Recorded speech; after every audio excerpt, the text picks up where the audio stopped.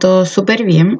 El día de hoy en este PowerPoint vamos a retroalimentar los talleres, es decir, vamos a ver en qué cositas nos equivocamos de las guías que hicimos para poder irlas corrigiendo a futuro.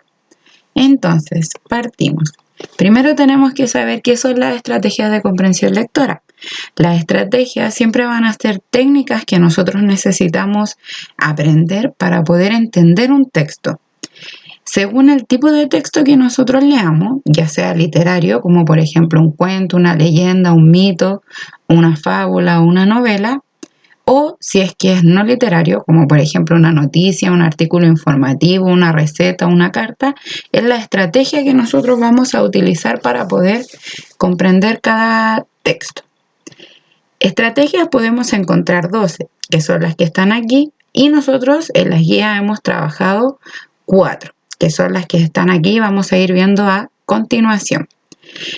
La primera estrategia que teníamos que trabajar en el taller número 1 era extraer información explícita. Por eso ahí aparecen unos ojitos, porque nosotros cada vez que tengamos que extraer información explícita solamente vamos a tener que mirar, en este caso leer el texto para poder encontrar esta información. ¿Qué es la información explícita? La encontramos de forma clara y directa en el texto. Y para extraerla solamente tenemos que releer el texto. Por ejemplo, aquí vemos una imagen y aquí al ladito tenemos una pregunta. Dice, ¿de qué color es el traje de Caperucita? Si yo observo este pequeño texto y esta pequeña imagen, aquí me dice Caperucita roja. Por lo tanto, con solamente esta información yo voy a saber que el traje de Caperucita es rojo y también puedo ver la imagen en donde aparece aquí la niña y saber que su traje es rojo. En el taller teníamos que observar la lectura, que era 2 hombres muy generosos, ¿cierto? ¿Qué teníamos que hacer en la guía? Primero teníamos que determinar la información específica que necesitábamos localizar. Para eso teníamos que leer unas preguntas y destacar lo que era más importante, lo que necesitábamos saber. Por ejemplo, aquí en la pregunta A dice ¿a qué se dedicaba Mohamed? Por lo tanto, nosotros destacamos dedicaba porque era lo que necesitábamos saber. Luego teníamos que buscar la información que necesitábamos en el texto utilizando las pistas de las preguntas. En este caso, a mí me dan un pequeño fragmento, un pequeño trocito para yo poder encontrar esta respuesta. Si a mí no me dieran este trocito, yo tendría que volver al texto y releerlo, ¿cierto? Si ustedes se fijan, aquí yo lo subrayé con amarillo para poder responder la pregunta y ahí está la palabra clave, que es dedicaba, lo que nosotros tenemos que encontrar. Y aquí también, ¿cierto? Se dedicaba al transporte de mercancías por el desierto. Como ya buscamos la información en el texto, ahora yo puedo responder la pregunta. Por lo tanto, ¿a qué se dedica Mohamed? Mohamed se dedicaba a transportar mercancías. Este tipo de información y este tipo de pregunta es la más fácil de todas. Solamente basta con que yo vuelva a leer el texto para poder encontrar las respuestas. Luego, en el taller número 2, teníamos que extraer información implícita. Ya sabemos que tenemos 2 tipos de información. La explícita, que es la que encontramos solamente al releer, al mirar el texto, y la implícita. En la implícita, la información no se dice, pero la podemos deducir. Aquí les puse a Detective Pikachu porque en la información explícita ustedes tienen que ser igual que Pikachu como un detective, porque el texto solamente nos va a dar pistas, pero nosotros vamos a tener que formular la respuesta. Entonces, veamos este ejemplo. Dice, observa el texto y la imagen. Era una tarde fría. Todos mis amigos estaban abrigados, algunos vestían bufandas y otros gorros. Aquí tengo un pequeño trozo de texto y me preguntan, ¿a qué época del año hace referencia el texto? ¿A verano, B, otoño, C, invierno o de primavera?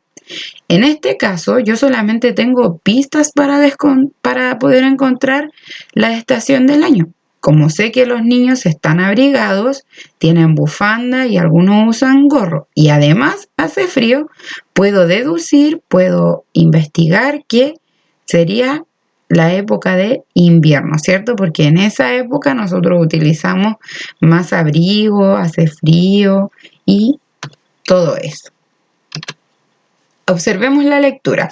Teníamos un mito griego que se llamaba Deméter y Perséfone. ¿Qué teníamos que hacer? Primero, determinar la información específica de lo que necesitamos localizar. Lo mismo que en el ejercicio del taller anterior. Teníamos que subrayar qué sucedió con la llegada de Perséfone. En este caso, esa era nuestra palabra clave. Luego teníamos que seleccionar un fragmento del texto que pueda obtener mayor información. Aquí a mí también me daban un fragmento, por lo tanto, dice, cuando Perséfone volvió, Deméter sintió tal alegría que brotaron las flores, se multiplicaron los frutos y los árboles, se cubrieron nuevamente de hojas. La naturaleza entera parecía despertar de un largo sueño. Aquí de igual manera nos está entregando solamente pistas. Ahora yo tengo que relacionar la información que seleccioné con lo que yo conozco, con los conocimientos previos. Y aquí tenía que marcar con una X a qué hacía referencia este pedacito del texto. Cuando brotan las flores, se multiplican los frutos, es decir, tenemos muchos frutos y los árboles se cubren de hojas nuevas. La naturaleza entera parecía despertar de un largo sueño. ¿De qué hablamos? ¿De una estación del año? ¿O de las características de una persona? En este caso sería una estación del año, en especial a la primavera. Luego, como yo ya tengo toda esa información, puedo responder la pregunta. Y dice, ¿qué sucedió con la llegada de Perséfone? Con la llegada de Perséfone llegó la estación del año llamada primavera, porque aquí yo tenía muchas pistas para poder deducir que era la primavera. En el taller número 3 teníamos que determinar de qué se hablaba en un poema. Primero, ¿qué es un poema? Son textos que expresan ideas, emociones y sentimientos. Aquí tenemos a los emojis que los ocupamos mucho a veces cuando escribimos para poder expresar lo que nosotros estamos sintiendo, ¿cierto? ¿Y de qué habla un poema? Puede hablar de personas, de animales, de cosas abstractas o materiales. Aquí en un espacio les dejo los sustantivos concretos, que son los que podemos ver, como dice aquí, como las personas, los animales, y también los sustantivos abstractos, que como dice aquí son emociones, alegría, enojo, tristeza, amor, etc. En la guía teníamos que observar estos dos poemas. El primero se llamaba Los nombres y el segundo La bailarina. ¿Qué teníamos que hacer en la guía? Buscar alguna palabra que se repitiera en el poema. Yo solamente acá dejo el ejemplo del poema número 1 que se llamaba Los nombres. La palabra que en este caso más se repetía era nombres, como lo dice su título, y ahí están marcaditas. Luego tenía que observar, verificar si esa palabra estaba presente en el título, como lo dice ahí. Por lo tanto, como lo puedo corroborar acá, sí lo estaba. El tercer paso era establecer de qué o quién se hablaba principalmente en el poema. Para eso tenía una tercera actividad y tenía que marcar con una X. A continuación, tenía que determinar qué se dice de aquello de lo que se habla en el poema. ¿Qué se decía de los nombres en este caso? Que se preguntaban a dónde van los nombres cuando se escriben en la arena. De eso se hablaba en este poema. Y por último, determinar el tema de qué habla el poema. En este caso, el poema 1 hablaba de los nombres escritos en la arena, como lo mostraba su lectura. En el taller número 4 teníamos que interpretar el lenguaje figurado de un poema. Seguimos con los textos literarios. Por lo tanto, ¿qué es el lenguaje figurado? Es una forma diferente, como dicen los poetas, es una forma embellecida de algo que podría decirse literalmente. Por ejemplo, observemos los siguientes versos. Tus ojos brillando son soles. Aquí en este caso, en este verso, se hace referencia a algo literal como es el sol y los ojos y tienen de parecido que ambos brillan. En el número 2 dice, tus dientes blancos como la perla. Ahí aparece una boquita, la misma que aparecía al comienzo, con una perlita, y obviamente que ambos por su color se parecen. Y en el número 3 dice, un cielo grande y sin gente. En este caso hace referencia a un cielo que no está estrellado.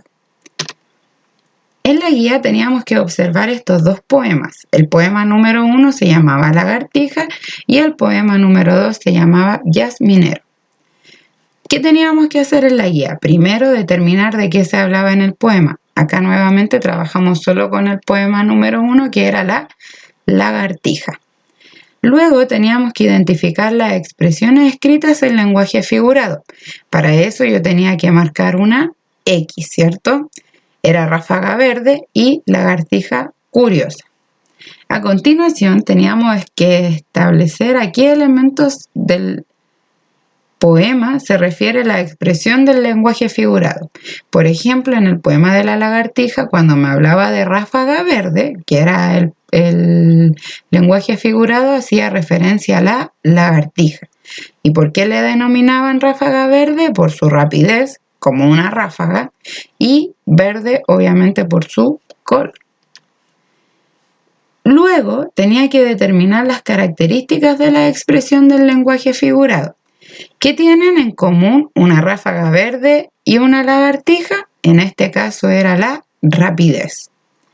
Luego tenía que identificar los elementos comunes entre las expresiones del lenguaje figurado y las características del elemento. En este caso, la expresión del poema 1, ráfaga verde, hacía referencia a la rapidez y al color de la lagartija. Y así yo podía interpretar las expresiones del lenguaje figurado. Y eso era todo. En esos talleres logramos trabajar solamente referidos a los textos literarios.